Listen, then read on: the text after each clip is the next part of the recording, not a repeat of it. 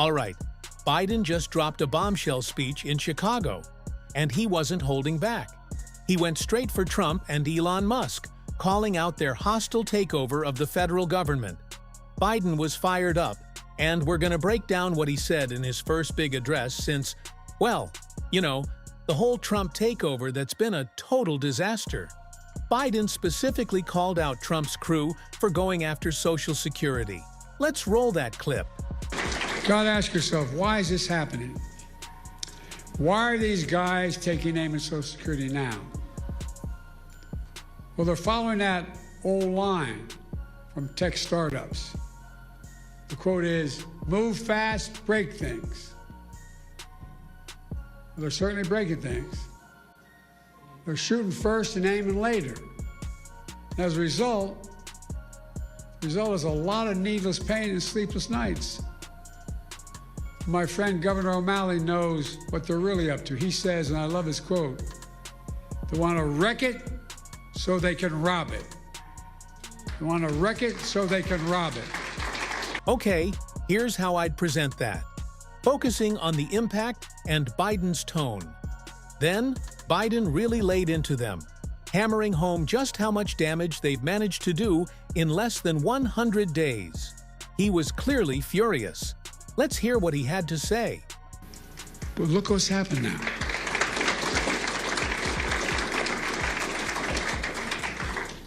Fewer than 100 days, this new administration has made done so much damage and so much destruction.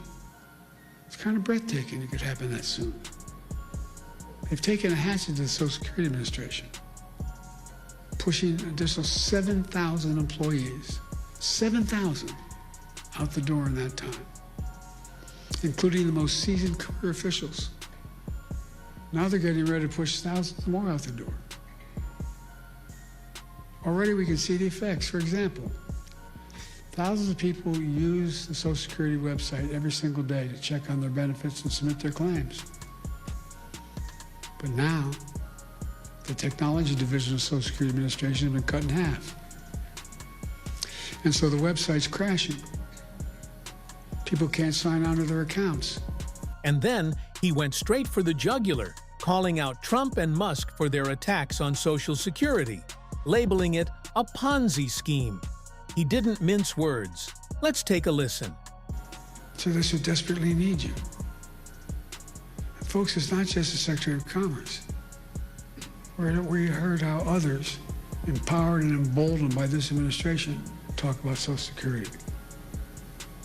One of them called it a Ponzi scheme. A Ponzi scheme? What the hell are they talking about? People earn these benefits. They paid into that benefit. They rely on that benefit. And no one should take it away. And then Biden brought back one of his signature points, something he's always been passionate about: dignity. Simple, human dignity. He argued that Trump's actions are stripping Americans of that by firing federal workers, stealing pensions and life savings, and then lying to them, treating them like garbage. It was a powerful moment. Let's hear what he said in Chicago. It's about dignity. Simple dignity. Everyone deserves to be treated with dignity, regardless of their standing, regardless of their economic situation, regardless of who they are. Making sure that more than 60 million Americans who are living with disabilities are treated with dignity is who we are as Americans. That's what it's about. I mean it. Dignity at work, at school, in their communities, in every corner of American life. Then Biden, with that classic Biden humor, went after Trump and Musk for claiming 300-year-olds are draining Social Security. He was like, yeah, that's a lie, but hey, if you find any of these 300-year-olds, let me know, all right? Here's the clip. By the way, those 300-year-old people getting that Social Security, I want to meet them because I like to figure out how they live that. Hell of a thing, man. I'm looking for longevity. because it's hell when you turn 40 years old. And then Biden really hammered home the point, talking about the sacred promise of Social Security and how it's fundamentally about dignity. Play this clip. We know just how much Social Security matters to people's lives. Everyone in this room fights for people with disabilities who rely on Social Security to survive. To survive. Not just the physical side, it's the mental side. It's the mental side. You make sure folks get the benefits they earn after a lifetime of hard work. The work they do is more than just a profession. What you do, it's a calling. It's not just a profession. And Social Security is more than a government program. It's a sacred promise. We made it a sacred promise. 73 million Americans receive Social Security. From their first paycheck through their entire life, they pay into Social Security. And in return, they count on Social Security to be for them when they're going to need it. Folks, must never ever betray that trust or turn our backs on that obligation. And here's the kicker. It couldn't have been a more stark contrast to Trump. While Biden was delivering that speech, Trump was on Fox, spewing absolute garbage. He claimed the Supreme Court gave him a 9-0 victory on some Abrego Garcia case, saying they ruled to keep this guy in El Salvador. It was a complete and utter lie. Trump was just throwing out the most disgusting, blatant lies you can imagine. Todavía hay preguntas sobre el ilegal que vivió en Maryland. ¿Sí o no? ¿Será retornado a los Estados Unidos? As you know, the Supreme Court, after we get out all of the fake news from CNN and all these other people, we won that case 9-0. Mm-hmm. And basically, that's really a decision that will be made by the government of El Salvador, because that's where, I assume that's the one you're talking about. Yes, he's from El Salvador. Staying there, and he's from El Salvador. So that's a decision up to El Salvador. But it's interesting because we won that decision 9-0 in the Supreme Court. And if you listen to the news, you wouldn't know that. Right. You would really have no idea. Fair enough. So it's up to El Salvador. Okay. You know, I actually had the chance to interview former President Biden back in December 2024, right after the election. I asked him, when history looks back, how do you want to be remembered? When history is all told, how do you want to be remembered? What do you want your legacy to be?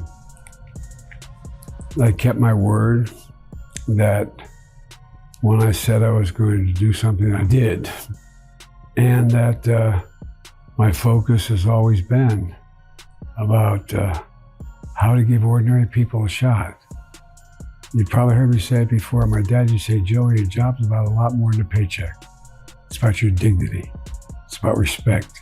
It's about being able to look your kid in the eye and say, I'm going to be okay and mean it.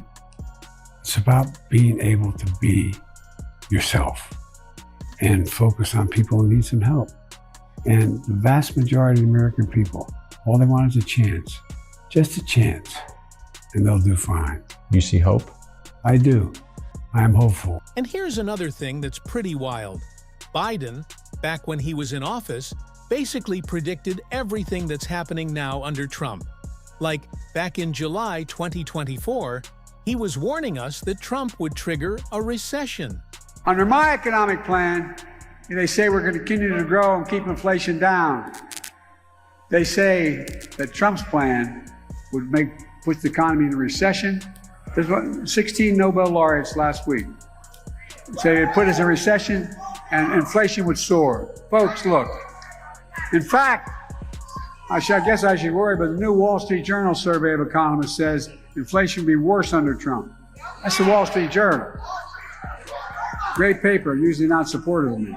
And here, during the 24 campaign, Biden laid out the stark difference between his vision for America and Trump's. And that we have an obligation to each other, to leave no one behind, to give hate no safe harbor. It's up to all of us to preserve and protect the very idea of America. You know, we're unique in America, in world history. We're the only nation founded on an idea. Every other nation in the world is founded on geography, ethnicity, race, religion, except us. Think about it. The idea was we'd hold these truths to be self-evident.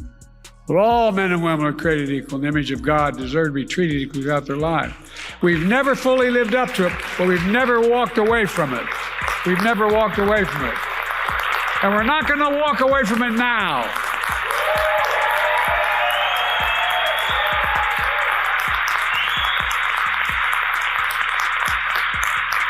Today, we face another inflection point in history. The 2024 election is about two fundamentally different visions for America. Donald Trump's vision is one of anger, hate, revenge, and retribution. He embraces the insurrectionists of January the 6th. He's running on it. And as mentioned already, he promised to be a dictator on day one, his own words. And he calls for, he means it. And he calls for another bloodbath when he loses again. He was warning about Trump's plans to gut Medicaid and Social Security. And this was during the actual campaign. Well, Trump recently said Social Security and Medicare, quote, here's his quote, "There's a lot you can do in terms of cutting," end of quote. Well, right on cue, the MAGA Republicans in Congress released their budget, which hasn't gotten nearly enough attention. The budget they proposed for next year would raise the retirement age in Social Security and would slash Medicare. Think about that for a second. MAGA Republicans want billionaires to pay less in taxes, want seniors to work longer before they can retire on Social Security benefits, and they want to cut Medicare. I got a better idea. Let's protect Social Security and Medicare and make the very wealthy begin to pay their fair share. And then he specifically called out Trump's push to pull the U.S. out of NATO. I mean, he talked about getting out of NATO. I mean, it's critical to our national defense. We made a commitment after World War II to never happen again. Look what he's doing. He's dangerous. Look, I've sat through countless Trump speeches, and just as many from Biden. There's no comparison. Biden was calm, collected, and you could tell he genuinely cared about the country. He fought for everyone, red, blue, purple, it didn't matter. And frankly, it's a damn shame that America lost a true leader in him. I mean, think about it. 50 to 60% stock market gains, record low unemployment, 16.2 million jobs created. Things were actually good. And to see what Trump's doing now, it's just devastating. Anyway, it was a little nostalgic seeing Biden speak again. Good to see he's still fighting. Hit that subscribe button, and thanks for watching.